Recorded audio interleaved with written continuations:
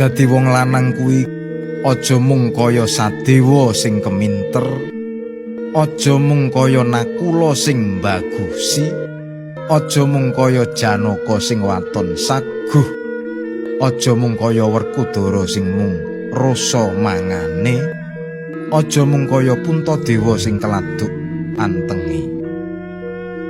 Yen isih Jaka ya dadi Jaka Kumala sing manter tejane, sebab sugih kawruhe lan mrantasi tandang gawene. Yen wis duwe bojo ya dadi Raki, tegese wong lanang sing pantes diajeni bojone. Yen wis duwe anak ya dadi Yayah tenan, tegese wong lanang sing bisa dadi jujugane anak nalika butuh pitulungan sakwayah-wayah.